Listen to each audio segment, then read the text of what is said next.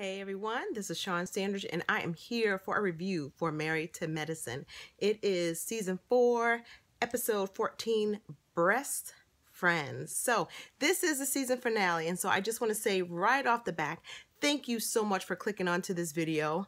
I know I am late. You guys know why. If not, I'll tell you in another video, but I know so many other reviews have come through and I have been trying hard not to watch any reviews so I could get this one out before the reunion. So okay, so let's just get into it. I hope it's not gonna be too long, and I hope I don't regurgitate things that everybody else has said. I had some insights on some things, so let's just talk about it. So the episode picks up from Toya's house. She's having a good old barbecue, good old house party, and it's going back and forth between Dr. Heavenly and Lisa, because they both had their own events. You know, they had dissension, and Lisa had her event, and Dr. Heavenly had her event. So, you know, it's coming to a head, and I guess, you know, Dr. Heavenly is just, she's had enough of Lisa because she doesn't feel throughout this whole thing that she's been forthcoming. And so she's the lid is about to blow up. Now, me personally, if I had been Dr. Heavenly, I really wouldn't have had this kind of anger towards Lisa at this point, because when I found out that Lisa had the theme copyrighted, and even though she said we were going to be 50% partners financially, I'm not a partner in the convention. I've had mine, right? So if I've had my convention and I feel like my event was successful, I wouldn't have all this pent-up animosity. But you know, I am not one to tell people how they should feel. So here we are. You got two ladies finally seeing each other after they've had the fallout and they've had their event, and so she has some unresolved feelings about the whole situation. So Quad kind of steps in and is trying to mediate what's going on, and then somehow or another it shifts. You have Mariah saying, you know, why don't you let them work it out, because it really has nothing to do with you. And then there's a little dig back and forth between them, and then it's like a big old cluster. Dr. Heavenly is trying to shush Mariah, then Mariah's getting pissed off about don't shush me. Then Dr. Jackie jumps in and she's like, you know, she's being sarcastic because she's like, I wrote this down. So she's like, I'm just a doctor. We may not be the smartest people in the group, but, you know, we can kind of tell that we can't hear when everyone's talking. And this was like towards Mariah. Now, Mariah isn't my necessarily favorite person, but I didn't understand why everything was shifting to Mariah. It was like Mariah couldn't do any right. You know the term, you can't do any wrong? She couldn't do anything right. The fact that she opened her mouth when everyone else is opening their mouth, but for some reason Mariah opens her mouth and just says, listen, let them two hash it out. It was a problem. And then so Dr. Jackie's being her nice, nasty way, because see, I'm fluid in sarcasm, and this was like sarcasm 101, because there's no reason to say I'm just a doctor. I may not be the smartest person. Like, really, you know, stop it, Jackie. So then she continues to be nice, nasty, and says, you know, that maybe Lisa should just use her own brain and not the one that's sitting next to her. See, Dr. Jackie, now, was anybody else, they would have popped off at you, but because you're Dr. Jackie, nobody wants to challenge Dr. Jackie, which I'm not understanding why, because if you're going to jump into the melee that is, you know, say what you got to say, you don't get to say what you have to say and then jump out. I'm not quite understanding that. I know that people see her, or the group sees her as the matriarch, but, you know, I'm not quite understanding that. I think Jackie, of all of them, kind of overstepped their bounds, and she didn't get called on it. Okay, so supposedly Dr. Jackie isn't taking this personal to Mariah, but it awfully felt personal. So Dr. Heavenly is trying not to pop off, but she does. She loses her temper. Simone checks her, and then Heavenly snaps back. Now, see, everyone's interjected, and truth be told, Heavenly and Lisa never really resolved anything because Tori said, listen, can we eat? Because I'm tired of all this. So, Toya was very nice. Toya wasn't tacky this episode. She actually hasn't been tacky these last few episodes, but she took the time to thank her husband and the errors of her ways. We'll see if that continues. And she was just saying, I put a lot of stress on my husband, a lot of undue stress, and he's been trying to be the head of the household and be a good breadwinner. And I just want to take this time to thank my husband. So that was great. So Dr. Darren walks into the bedroom with his tight pants on, talking to Lisa. And we're talking about this baby thing. Now, I don't want to go into too much about, Dr. Darren and Lisa with the baby thing. However, the confessionals was where it was at because, she's like, I just want to focus on myself, do Lisa, and I got to find a way to do Lisa and do Dr. Darren and just have this baby. Now, Lisa's like, baby. And Dr. Darren's like this.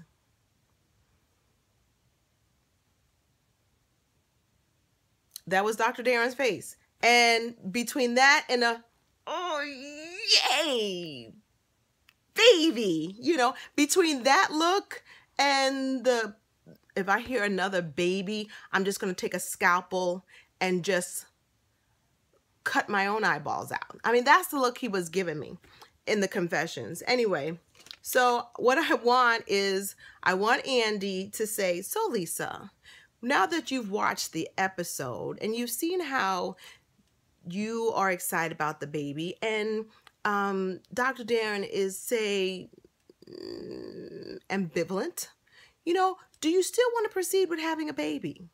Do you still want to do that? Because she's in denial, she'll say yes, but I don't know how Lisa can watch this and say, yeah, my husband's totally on board. Crazy. So I've decided that Dr. Simone is living the dream.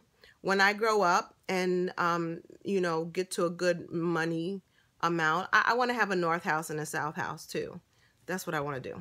So Dr. Heavenly is meeting with Jewel Tankard, and she's just giving her the gist of what happened at Toya's barbecue.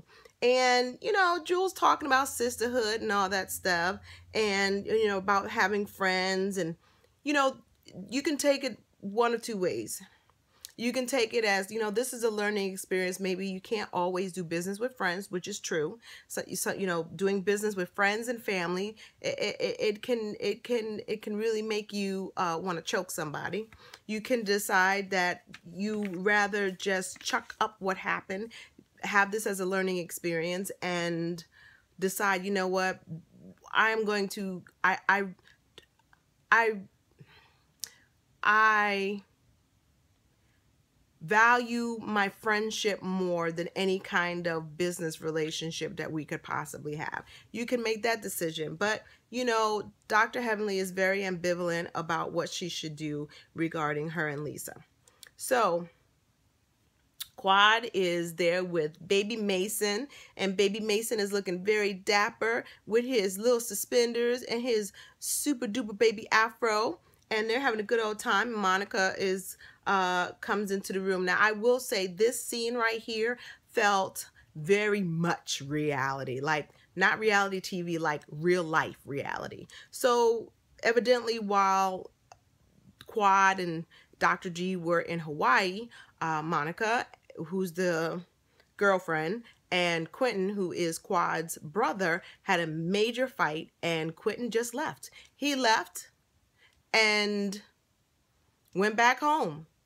And she is, she has a job at a call center, and a call center equals not making a lot of money. And she's just decided that, I've been putting out some feelers for some jobs, and she's kind of breaking it to her that, she's not happy. She's not happy, and she doesn't want to live here, meaning Georgia, and she wants to go back home with her people. And Quad is devastated. Now, she's saying, well, I just wish Monica was more mature about this. And I'm thinking to myself, well, what about your brother? Now, listen, I already know, okay?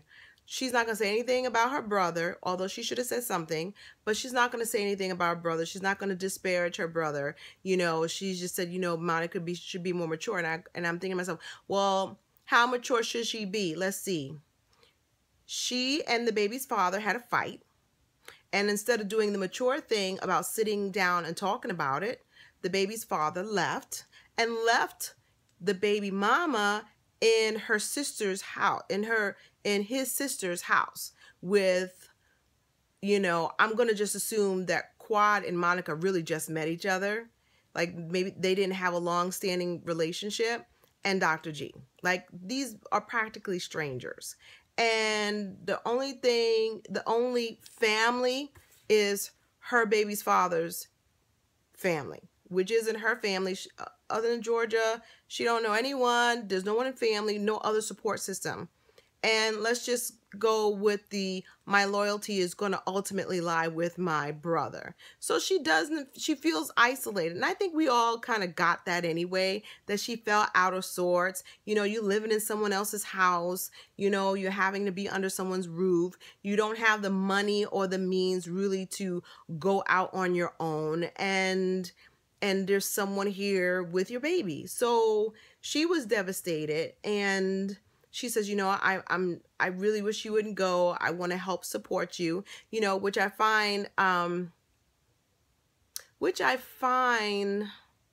had a little insight, and I thought, how weird, not weird, but how ironic. So you are compassionate about Monica, and I really think it has nothing to do with Monica. She doesn't want to lose Mason, and I can understand it because he's super adorable.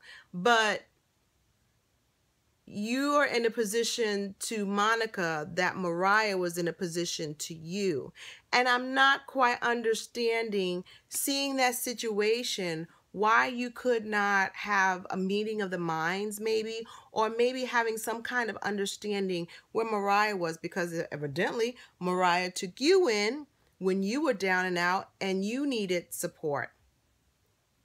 But you let Mariah support you, and that's okay, but you're feeling some kind of way that Monica doesn't want your support in that way. And I can't say, I blame Monica. Monica is like a lot of women, unfortunately, who maybe did not necessarily, I mean, she came out here because she wanted to be a family unit with her boyfriend, and hopefully, they could build together. It's very telling when a man decides he's just going to up and leave. I'm not saying he shouldn't blow off some steam, but you go and you leave this woman in a house that's not her family. It's abandonment. I consider it abandonment, and I would feel some kind of way about the whole situation. I would have to I would have to go back home and regroup and be around people who can really support me and get my mind right and decide what I'm going to do best for myself and my baby. And if I choose to decide to try to reconcile with my boyfriend, the baby's father, I would. But this is a very typical situation that happens to a lot of women, and it was really, really sad because Monica was devastated, and she really tried to wait to tell her. I mean, she could have just up and left, to be honest. I thought Monica was the more mature one out of the group because her Quad's brother left her there by herself, and Monica could have left and taken the baby and all the baby stuff and then left a note. And I thought that, Monica did respect the fact that she was appreciative enough to just not walk out. I thought that she did. I thought that was mature. But, Quad is devastated for Mason. And, I understand what Quad is coming from. because unfortunately, when you have a breakup, sometimes the extended family members are the collateral damage. You know, whether it's a divorce or a boyfriend and girlfriend breaks up, you know, whatever relationships you have, especially with children, you may not be able to continue to foster those relationships. And so, you know, Quad will have to love baby Mason from afar, and, you know, always leave the door open so that Monica can feel comfortable to have a relationship. I mean, she could have a relationship, you know, separate from, you know, with Quad, separate, whether or not her and Quentin get together, but time will only tell. So I felt bad, but that was a very raw and real situation, and for both Monica and Quad. So I felt bad for them. So Jackie's lookbook is here. They're gonna have the big reveal. It's out in the open, and they have these blow up shots from the trip from Hawaii when they did the redo at Hawaii. Everything's looking beautiful. Everybody's in white and cream and coral and maybe salmon and pink, and Dr. Heavenly came in being dramatic, you know, which was cute for Jackie. Jackie had a really light heart about it, and I really think it's good because, you know, last season and the season before, Dr. Heavenly and Jackie really just had a back and forth, really tense relationship, and this came into full circle about love, and love is all you need, and that was cute. And so they're all waiting for Quad to show up, and Quad and Janice shows up. So Dr. Heavenly just pulls Lisa aside. She reassures Dr. Jackie nothing's going to happen. And she just says, you know, I've really thought about it. I've prayed about it. And I just decided I just can't be your friend. I can't be friends with people I don't trust. And I just don't trust you. And so until I can trust you, we just can't be friends. And so Lisa says, okay, that's fine. And then she was crying. And then, you know, Toya was like, listen, you got played and everybody played you. And, you know, I don't know if everybody played Lisa. I think Lisa, it's hard to feel sorry for someone who doesn't come across authentic in their personality and in their feelings. And as a viewer, I don't know her, but as a viewer, she does not come across authentic in any relationship, whether it's her marriage or her friends. And, you know, that was very telling last episode when she was saying, oh, the one thing that was missing from my event was my girlfriends. And, you know, Dr. Simone's like, we're really not girlfriends. And everybody went to, well, just about everybody went to Dr. Heavenly. This is because whether it's good, bad, or indifferent, everyone has I would say, more than a surface level friendship. Dr. Heavenly, even though her and Jackie were at odds, you know, we can be mad at each other, but when it comes to being there for you, I'm gonna be there for you. And even Dr. Heavenly said that Dr. Jackie is Dr. Jackie said Dr. Heavenly is always supported. So that's a friendship. And her friendship with Dr. Simone obviously is there on some level, but Lisa does not have that kind of friendship. And I'm not sure about her and Mariah. I think her and Mariah are developing a friendship. I don't know if they're real friends, but I think out of all of them, she's developing a friendship with Mariah. Mariah doesn't have anything against or, you know, Lisa, other than that dig saying that she was boring. But, you know, I think that when you're not honest and truthful with yourself, it's hard to be honest and truthful with people.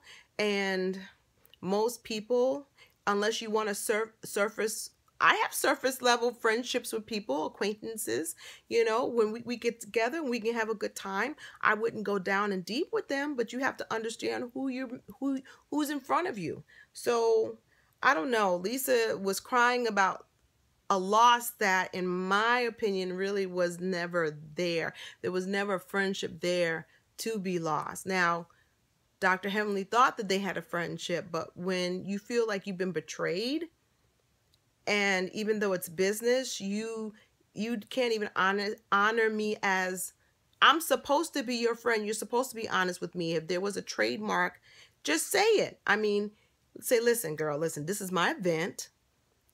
You know, I'm the headliner, but I want you to come join me, and this is how I want us to do it. She never was forthcoming. Now, unless something got lost in the editing, and I guess we'll see that in the reunion. I don't know. Sometimes you just got to bury it. And who knows? Frankly, now, me for one, if I was Lisa, I would say, Lisa, if you're going to come back next season, you need to have more of a backbone. And I'm not saying pop off like you did at Toya. I'm not talking about that. I'm saying be truthful, be honest, stand in your stuff, and don't look like you're not authentic. Because people can, real sees real. That's probably why you and Dr. Darren get along, because he's not authentic either. But I don't know. I don't know. I don't know if Lisa should come back. She says, well, maybe I should be around other people who celebrate me and not tolerate me. That might be true. But Lisa, if you're going to come back, you need to come back being stronger, having a different frame of mind, having a backbone, and speak your truth and stand in it. And if people don't like it, people don't like it. You know, I don't know. Maybe she needs to focus. Maybe we need to see more of her work. Maybe she needs to come out with something else, some merchandising. Maybe, because we haven't seen anything about her fashions. Maybe she needs to come out with some jewelry and we can see her work. Maybe we'll feel different about her. She's saying about her being this powerful, successful woman. I have no doubt that she has success. I'm never going to downplay someone's, you know, success. But the Lisa that is supposedly empowered and is empowering, she did not seem to do that in her own personal life. Like, you can be a success professionally, but your life can be falling apart. And I just think that that's what we saw this season. So I'm not sure if I want Lisa back. I just want, if Lisa's going to come back, she needs to come back, I don't know, something different. So that is the episode. It looks as though it's going to be really, really good for the reunion. I'm ready for it. I think I might pop some popcorn. I don't know. I'm hoping to be, no, oh, I'm not going to be able to watch the reunion because this coming Friday, I am going to be away for my anniversary. And I am going to be doing a review of the concert that I'm watching. I'm going to be seeing Fantasia and Johnny Gill and I think Charlie Pride. It's going to be an awesome concert. I will be in Michigan, double dating with another couple. And yeah, I might be posting some pictures on IG. So check me out on IG on Friday. I'm going to be late with the next review of the reunion. Oh, but I'm going to be having a good old fun time for my wedding anniversary. So I celebrated this episode with my pink lipstick and my pink scarf. So thank you so much for tolerating this review. Take care of yourself and each other. I am still going to get that 2-hour review of The Apprentice before the new episode comes up.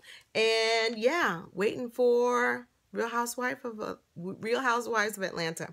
So I'll see you in a little bit. Bye.